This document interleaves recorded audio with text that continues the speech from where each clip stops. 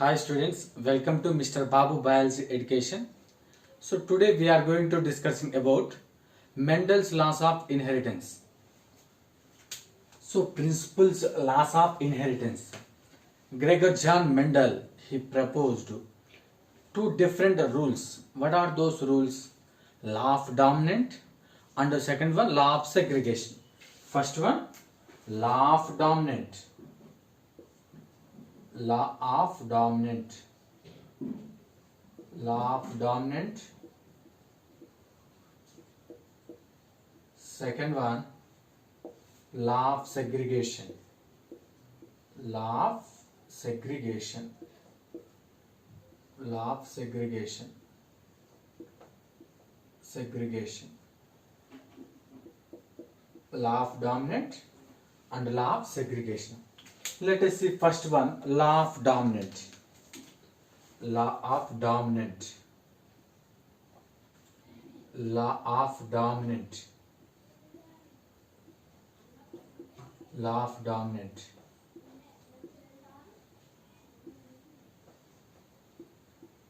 It is the first law of inheritance.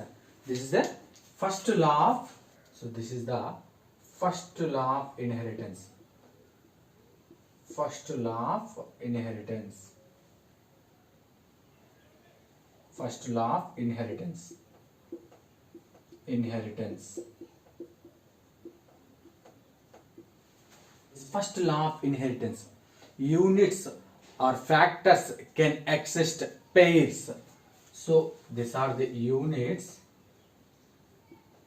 Units of factors. Units of factors can exist pairs. Can exist pairs. So how it is possible? Units of factors can exist pairs. So how does units or factors can exist pairs? So let us see. Tall, stem height tall and dwarf. Tall and dwarf. This is the stem height. Stem height. Stem height. Tall. Another one is dwarf. Tall we are using the factor capital T, or unit or factor here dwarf small t, are units. These factors or units can exist pairs. So can exist pairs. So here capital T. Now capital T, small t, and capital T and small t. So this is the possibility. What is the possibility here? Capital T, small t, small t, small t. So units of factors can exist pairs. This is the homozygous, heterozygous, homozygous dwarf. Now, if you see the stem height, one is dominant trait, another one is recessive trait. So first one, dominant trait. Dominant trait. Dominant trait and recessive traits. Recessive traits.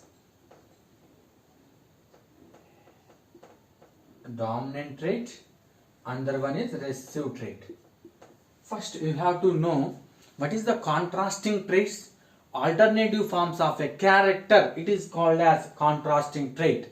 Now from this contrasting trait, one is dominant trait, another one is recessive trait. Dominant traits means which can express heterozygous condition also. That is the dominant trait. Like this condition also it can express, and capital T and small t. So this is a dominant trait. So this unit factor can exist pair. So this factor is dominant to another one, another unit or factor. Now recessive trait. recessive trait. So this recessive trait means which can't be expressed during the heterozygous condition. That is the recessive trait. So this is the dominant trait, recessive traits. Now, dominant factor and recessive factor. What is the meaning of dominant factor? Factors. What is the recessive factor? Factor of this trait, it is called as recessive factor. Now, dominant factor. Factor of this trait is called as dominant factor.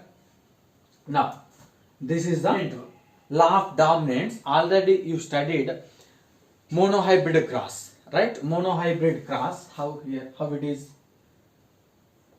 Tall capital T and small t.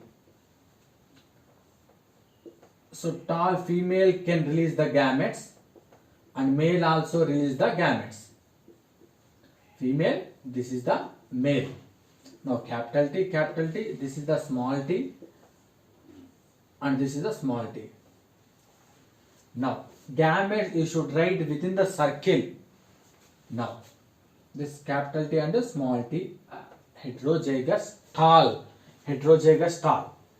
Now during this heterozygous F1 into F1 we are getting the tall and dwarf. So what is the phenotypic ratio?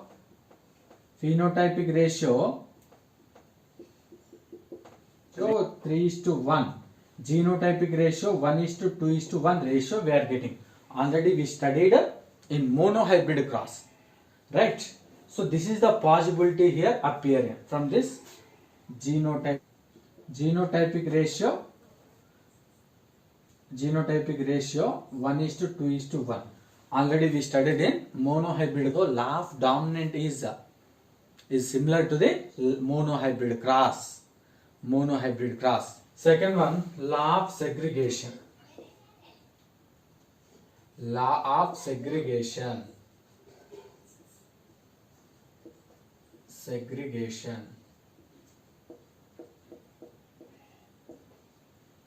So in this law of segregation, this is the inheritance of second law of inheritance. Mendelian inheritance. This is the second law of inheritance. That is the second law. This is the second law. This is the second law of inheritance.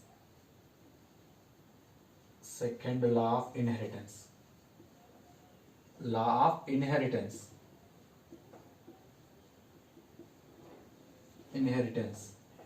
Also we called as purity of gametes. We called as purity of gametes.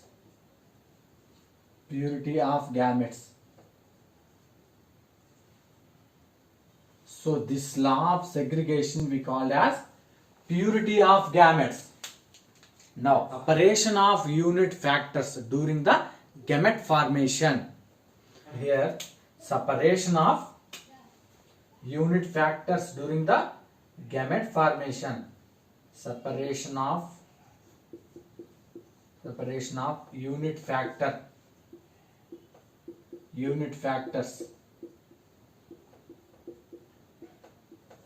during the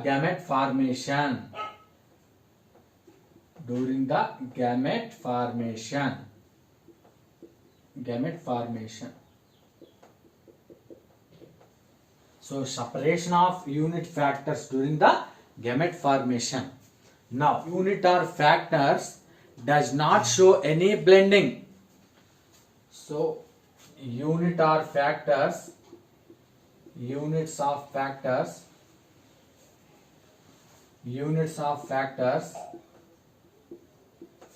does not show any blending.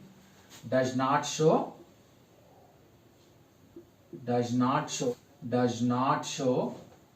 any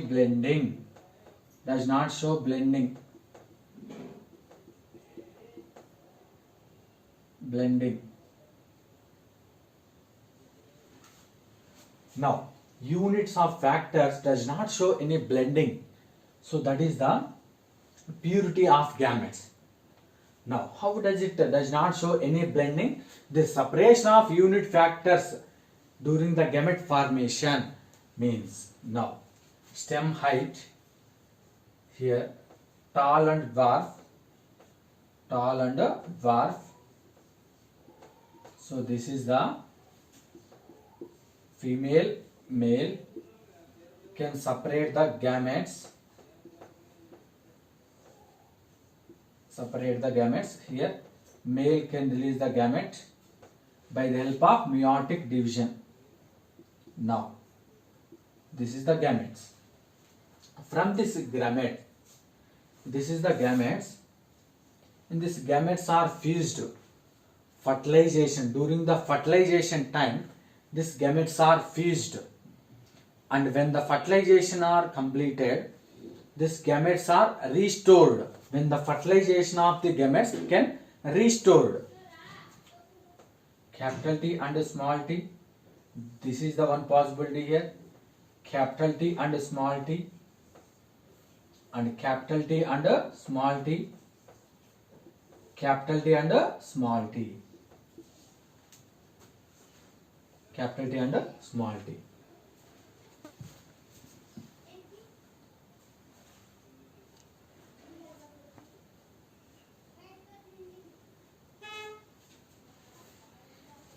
So this is the possibility. Law of segregation we called as purity of gametes. Factor, separation of unit factors during the gamete formation. Pure breeding pea plant tall. Pure breeding pea plant tall. Pure breeding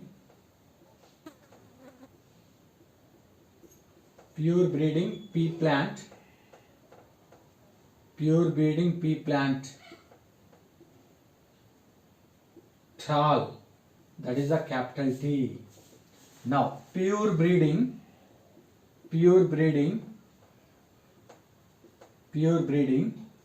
dwarf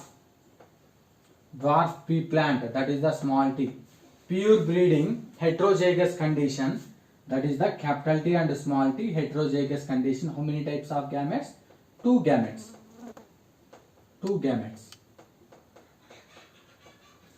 So heterozygous condition, we are getting the two gametes. Now pure breeding pea plant tall is having one gamete. Pure breeding dwarf, we are getting the one gamete. During the heterozygous condition, we are getting the two gametes. So this is the law of segregation or purity of gametes. Now